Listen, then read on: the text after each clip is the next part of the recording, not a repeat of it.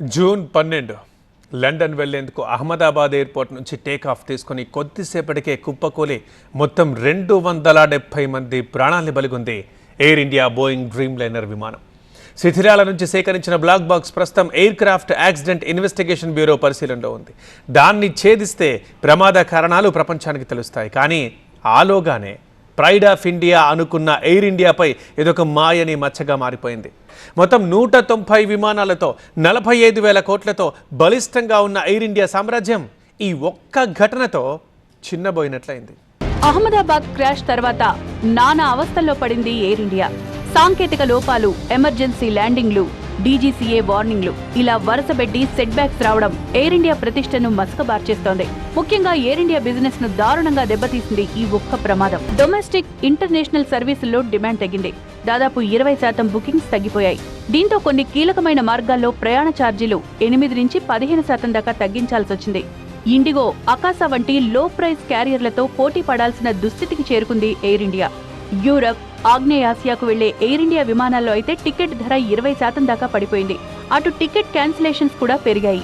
అంతర్జాతీయంగా 15 నుంచి 18%, దేశీయంగా గరిష్టంగా 10% మంది తమ ప్రయాణాల్ని రద్దు చేసుకున్నారు. ముఖ్యంగా ఢిల్లీ, కౌలాలంపూర్, బెంగళూరు, హైదరాబాద్, బెంగళూరు, పూణే మధ్య ఫ్లైట్ల ఛార్జీలు గరిష్టంగా 24% దాకా పడిపోయాయి.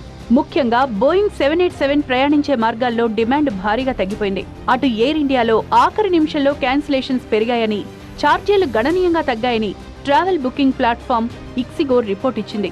దీంతో ప్రపంచవ్యాప్తంగా ఎయిర్ ఇండియా చీప్ క్యారియర్ల లిస్టులో చేరినట్లయింది. అహ్మదాబాద్ దుర్ఘటన సగటు ప్రయాణికుడిపై ఎంతటి ప్రభావం చూపించింది అంటే ఆ తర్వాత ఎయిర్ ఇండియా సర్వీసుల్ని తగ్గించుకోవాల్సి వచ్చింది. బెంగళూరు, సింగపూర్, పూణే, సింగపూర్, ముంబై, బాగ్డోగ్రా రూట్లలో వారానికి 7 సార్లు తిరిగే విమానాల్ని 3 వారాల పాటు నిలిపేసింది ఎయిర్ ఇండియా. ఢిల్లీ నుంచి దేశంలోని అన్ని ప్రధాన నగరాలకు వెళ్లే విమానాల సర్వీసుల్ని కూడా కుదించింది. అయితే ఇటీవల గాల్లోకి ఎగిరిన విమానాలను వెనక్కి తిప్పిన ఘటనలు, కాసేపట్లో ఎగరాల్సిండగా క్యాన్సిల్ చేసిన ఘటనలు కూడా చోటు చేసుకున్నాయంటే ఎంతటి భయభ్రాంతులకు గురయ్యే పరిస్థితులు నెలకొన్నాయో అర్థం చేసుకోవచ్చు. నిజానికి ఎయిర్ ఇండియాకు కష్టాలు కొత్తేమీ కాదు. పీకల్లోతు నష్టాల్లో ఉండగా 2021 అక్టోబర్లో టాటా గ్రూప్ టేక్ ఓవర్ చేసుకుంది. దాదాపు 7 దశాబ్దాల తర్వాత సొంత యజమానుల చెంతకు చేరిన ఎయిర్ ఇండియా పడుతూ లేస్తూనే ప్రయాణం కొనసాగిస్తోంది. ఇండిగో లాంటి విమానయాన సంస్థలతో పోటీ పడే విధంగా ఎయిర్ ఇండియా ఎప్పుడు పెరిగిన దాఖలాలు కనిపించలేదు. అది ఇంకా ట్రాన్స్ఫర్మేషన్ స్టేజ్లో ఉంది. అటు టెక్నాలజీ ట్రాన్స్ఫర్మేషన్ కావచ్చు, వాళ్ళకి ప్యాసింజర్ మేనేజ్మెంట్ సిస్టమ్ కావచ్చు, ఇలాంటివన్నీ కూడా మార్పులు చేస్తున్న పరిస్థితి ఐటీ దగ్గర నుండి ప్రతి ఒక్కటి.